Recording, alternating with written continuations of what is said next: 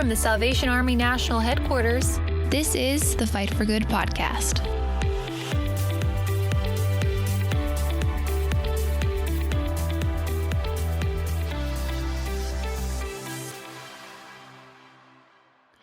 Well, hi, everybody, and welcome to another episode of the Fight for Good podcast. I'm your host, Lieutenant Colonel Tim Foley. We're recording in our remote studios here in Alexandria, Virginia.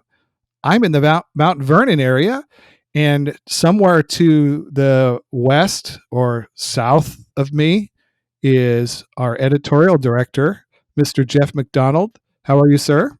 Very good. Trying not to be in left field. Good to be with you. Are you west or south of me? I'm west. I'm west.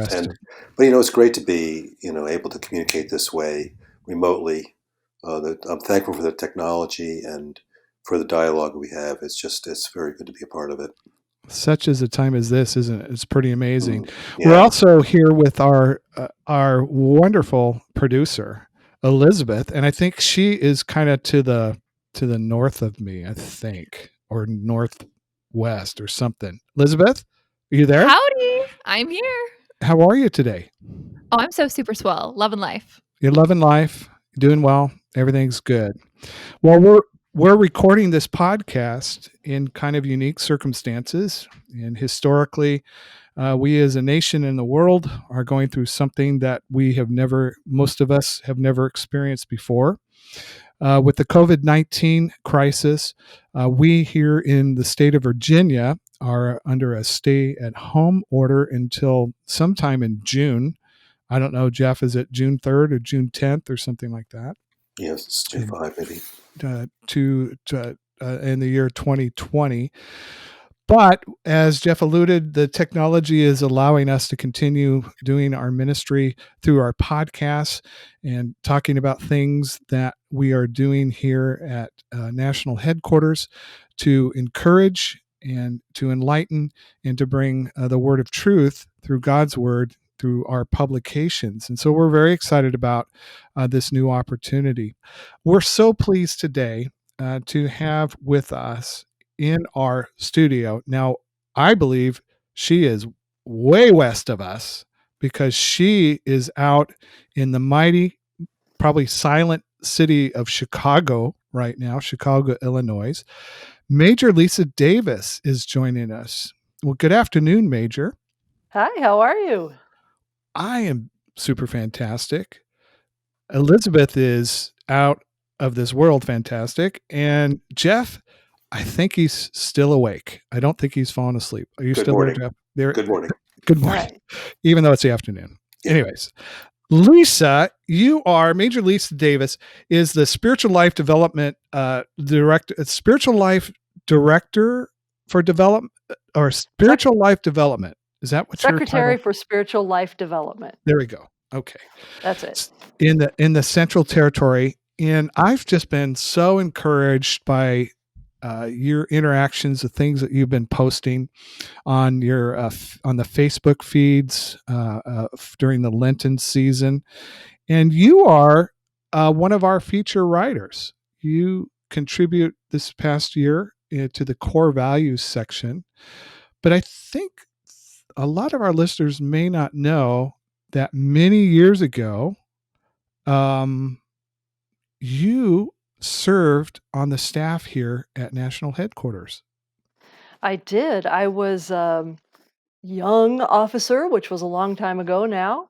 In fact, when NHQ moved to Alexandria, I came on the staff to be the youth editor of what was then called Young Salvationist, and then it became YS, and I think now it's called Peer, which I think is a great improvement, and I love Peer. I think that's a great idea. But long time ago, when it was still called Young Salvationist, I was appointed to NHQ to be the youth editor, and I worked with Jeff and had a great time. It's my I think it will always be my favorite appointment, that one in National Publications. Well, I remember when you were a young officer writing, I was a young officer on the field. And I remember the Young Salvationist was an important magazine that we were sharing with our kids at the time in the core ministries that we had. But you always had you had an interesting voice, and you had just and also over the years, and I've interacted with you a few times, you just have a wonderful manner that reminds people of God's presence and grace. Tell us a little bit about what you've been doing since that point in time, and where you're at today. Yeah, since that point in time, I left National Publications because I was a single officer when I was appointed there, and then I married my husband, who became a cadet. So I left publications to go to so he could go to training, and since then we've been corps officers. We've been on the training college staff here in the Central Territory, and right now, his appointment, he's the training principal in the Central Territory, and I'm stationed at territorial headquarters in Chicago. So we've been corps officers, which we loved and miss a lot. We love our work with cadets, but we love to be corps officers. Well, as most of us know, as officers, we were called to be really a corps officer, and we're all corps officers at heart. Usually, that's been, at least for my wife and I, that's been the key appointments that we had. But I agree with you. Um, Here at national headquarters, especially in program and publications, it's a wonderful appointment and a great opportunity. What are some of the things that you're doing currently in your role as Secretary for Spiritual Life Development in the Central Territory? Yeah, so this is a new appointment for our territory. We've had somebody it's kind of in a similar position, but it was always an additional appointment. But a year ago, our territorial commander helped us work through a process so that we have a mission imperative, and one which is we call more people, more like Jesus. One arm of that is spiritual life, and so he felt like it would be important to have somebody who that was their job, that was their main job, was to be a resource and be an encouragement to the territory for corps, for divisions, to help people grow and develop in their spiritual life. So I'm doing a variety of things. I'm the ambassador for holiness for the territory, so I've done some seminars for people for corps and for divisions. I've been guest speaker at some events and things like that. There's a website, developed a website for the spiritual life development section, and now a Facebook page, which has been actually pretty important during this time when so many people are quarantined. It's The readership of that has really taken off, and I think it's because people are looking for some spiritual encouragement, but also they have a little bit of time that they don't normally have. So those are just a few things. Before we get back to the conversation with Colonel Foley, I just want to take a moment to talk about Peer Magazine. Peer is a Salvation Army youth publication for 16 to 22-year-olds. By addressing topics related to faith, community, and culture, Peer ignites a conversation that deepens biblical perspective, faith, and holy living. Peer is a monthly magazine that comes directly to your mailbox for free almost every month. Just visit peermag.org to subscribe. Again, that's peermag.org. Major Davis it was great to work with her on editorial row when she was youth editor for National Publications. She knows the joys of publishing and the challenge of communicating well and what it takes to put out meaningful content. I have a couple of questions in that regard. Number one, I know that you have been contributing to the core values column in the War Cry each month. How have you gone about deciding on what to focus on in those columns? Yeah, I when I saw the title Core Values, I just liked it so much because, like I said, I really love being a corps officer. And so I thought, I've just really tried to think, well, what could be encouraging to a person, in your local corps, and you just go in, you pick up the war cry, and maybe there could be something there that would be helpful to you in your spiritual life, or to help you grow a little bit, help you try a new spiritual discipline, something like that. So that's kind of what I've been thinking about, and I hope it's helpful to people and just practical. If anybody who knows me knows they will always describe me as practical. So that's what I'm trying to do with that column.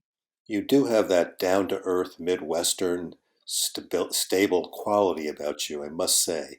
I am a Um, Midwesterner. yeah, and it was so evident in how you handled all the deadlines, et cetera, when you were a part of our department. I'm just curious, the Army has such a great literary tradition. Who are some of your favorite contemporary authors, either within the Salvation Army or externally? I do have to say, really, I am so thankful for the authors that I've read.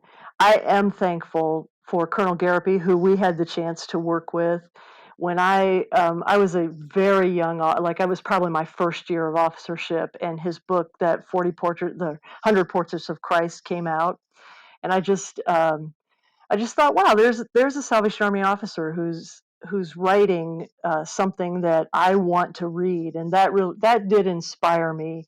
And working with him was so helpful to me. I did learn so much from him. So whenever I can give him some recognition, I try to, because he was very influential in my life. But as far as other, I read the Crest books when they come out. I love them. I wait for the next one. Um, Outside the Army, I can't say enough about Richard Foster. I just love everything he writes, and I think he is so there's so much application to what he writes.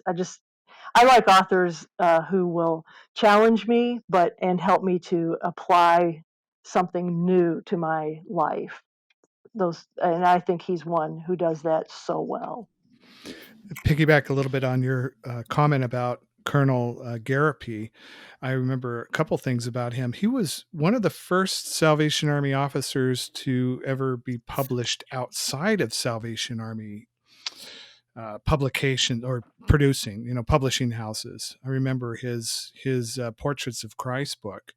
And the funds for that went to the World Services. I was always grateful for the opportunity he gave me. Kind of like you, I was responsible for, I think, about 24 issues of Page 23. It was at the time, Right. and kind of doing these little life observation things. So we kind of I kind of take a little bit of that in my memory and in my action as editor in chief, and I'm constantly looking for new Salvation Army authors, women and men, of all ages, of all races, of all experiences. What sort of feedback have you gotten over the years for your writing voice? What have people said to you in regards to how much your writing meant to them? Yeah, it's been interesting. I remember when I was still on national publication staff, we had a big international, I think it was the first international writers and editors conference there in Alexandria. And I was so moved when people from, you know, Papua New Guinea said to me, "Oh, I read your article. I read this article that you wrote," and they wanted to talk to me about it. And I didn't even ever consider that. I thought, okay, I'm writing an article for the War Cry, and people at the Corps in the United States will see this. It didn't even occur to me that people around the world would see it. And that's just so, I mean, it's so humbling to think that people would read something I wrote and it would mean something to them. That's a very humbling experience. I can recall getting. I remember that conference, by the way. I remember that here, and I remember getting feedback a few years later of like reprints of a couple things I did. Where something was printed in an Indian war cry and in a war cry in South Africa or Australia. It's pretty humbling, but the power of the written word. really God uses and anoints in so many different ways. What's been kind of like your recent motivation? We know that you have a heart for the core. What's something else that you're leaning into God for in motivating in your writing, both for the war cry and for what you do with your job? Yeah, I'm because my husband's a training principal, I live on the training college campus, and so I have a chance to be with cadets a lot. And I know they're the future, and at this point I'm more toward the end of my officership, and they're just beginning. And so often I look at them and think, wow, these guys, they're so good, they're so smart, and like they're coming into a Salvation Army that I almost don't recognize anymore, because it's just changed so much over time. And so I'm always trying to learn from them too, because they're teaching me a lot about um, their world. I have college age kids, and so I'm trying to listen to them and hear what their questions are and what their thoughts are, and what does the Bible have to say about that? What does spiritual life look like for them? What does it look like in real life to be a Christian at a secular university? I'm just always trying to listen to people and hear what they're processing and what they're saying, what they're questioning. So one of your key components is observing life around you. Yeah, it's just so interesting. People are the most interesting thing in the world. And if you listen, everybody has a story. If you listen, they'll tell you, and you can learn a lot, and um, you can influence a lot that way. What are some of your other habits when it comes to writing? I do try to journal, although I'm not particularly disciplined at it. I do try to do that though, and I just try to read and you know, be hear other people's voices, and by reading and by journaling, by reading, what other people are writing, and seeing where that takes me. I think, you've talked about the power of the written word. I mean, I think all kinds of writing takes you places. I try to have a I talk to the cadets about having a spiritual lens that you view the world through. So I'm just always trying to look through that lens. What's happening? What does that mean? What does scripture say about that? That kind of Yeah. thing. Just wondering, as a member of Editorial Row, in a way, both past and present, you mentioned Peer Magazine, which is really a fantastic repurposing of youth publication, which is intentionally meant to reach people beyond the Salvation Army and introduce them to salvation and to discipleship and to the Salvation Army itself. Just curious, what do you see as a need for evangelism in the world today? What works in terms of evangelism?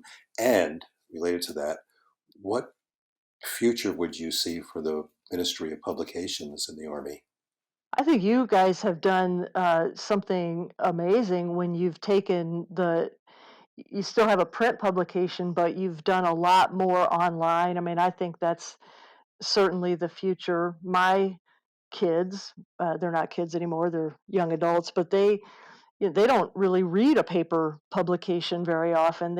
Everything that is coming to them online, and you've done that. I think that's Peer is just genius at doing that. It's so good. I think this kind of podcasting is more and more going to be important. I think people need, like, it's a package thing. I want to hear the podcast and then go read the magazine online, or I want to be able to interact somehow with online. I think publishing is going to be a lot more interactive as we go forward, because people want to read it and respond right away. So kudos to you. You guys are doing new things, and it's amazing. I'm just proud of what the Salvation Army, what you're doing as far as publishing, as far as the getting the Salvation Army's message out, but certainly the message of salvation out there. And I'm really proud of that. And I hope that you keep doing that and keep pushing the edges, keep pushing the boundaries out to more and more people. Well, Lesa, we really thank you for taking a few moments today. Very excited about your ministry, not only to the officers and soldiers of the beautiful Central Territory, but you continue to affect the world, and we just pray God's hand of grace and favor and clarity in as you minister through your social media feeds during this time of great crisis. And we thank you for the ministry that you're doing for the future of the Salvation Army with the cadets, along with your husband. But we also thank you for being one of our wonderful contributing writers this past year. And thank you for all that you've done and for spending a few moments with us. Yeah, thank you. It's a privilege. It really has been a privilege to do this and just to even be a little part of the National Publications team. You guys are amazing, and I'm thankful for what you do. Well, we know Jeff's amazing, right? Well, I try to keep up with you folks. But it is great to have you as part of our literary ministry, Major Davis. It's a joy, as you know, and we just hope that what we do is used by God well. And that is a challenge in these days, is it not? Yeah, for sure. That's for sure. Well, we thank Major Lesa Davis for joining us today, one of our faithful writers for the War Cry. We encourage you to follow us on Facebook, Instagram, Pinterest, and Twitter. And you can read Major Lesa at www.thewarcry.org. And Major, that stuff's going to be there forever. You know that? It's going to be there. That's amazing. It's going to be there a long time. Well, thank you again. And until next time, this has been the Fight for Good podcast. Hey, everybody, practice social distancing, stay healthy, stay inside, keep supporting, loving and praying for one another. God bless you. Subscribe to Fight for Good wherever you listen to podcasts.